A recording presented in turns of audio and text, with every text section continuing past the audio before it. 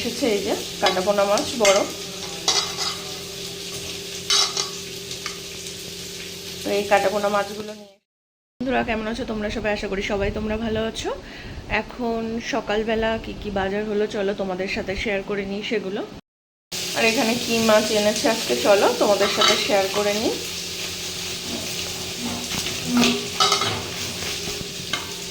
আজকে নিয়ে এসেছে এই যে কাটাপোনা মাছ বড়। তো এই কাটাপোনা মাছগুলো নিয়ে এসেছে, পাতলা করে ঝোল করব। চলো কি সবজি এনেছে তোমাদেরকে একটু দেখিয়ে দিই। এই যে এখানে ঝিঙে নেওয়া হলো আর পটল নিয়ে এসেছে, তো ঝিঙে দিয়ে মাছের ঝোল হবে পাতলা করে।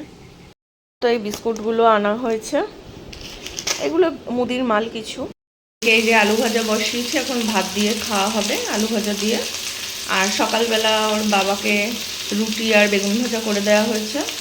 মাছগুলোকে আমি ভালো করে ভেজে নিলাম, এবার তরকারি বসিয়ে দেবো। মাছের তরকারি বসিয়ে দিলাম এখন। আর এর মধ্যে আদা পেঁয়াজ আর কাঁচা লঙ্কা আছে, জিরে গুঁড়ো আছে, লঙ্কার গুঁড়ো দেইনি, লাল লঙ্কার যে গুঁড়ো হয়।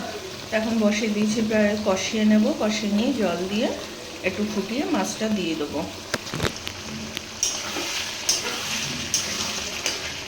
আর ঝিঙেটা এত কচি দেখুন, পুরো গলে গেছে দেওয়ার সাথে সাথে। যে ঝিঙে আলু দিয়ে মাছের ঝোল হয়ে গেল। উচ্ছে ভাজা বসিয়ে দিয়েছি, এবার উচ্ছে ভাজাটা হয়ে যাবে। এই গাছগুলোকে কালকে সোনার বাবা কিনে নিয়ে আসছে। এখানে আছে একটা পেয়ারা গাছ, সাদা জবা গাছ আছে, তারপরে এমনি জবা, এই দেখুন পঞ্চবটী একটা কমলা জবা আছে, তারপর ওদিকে লাল কালারের একটা জবা।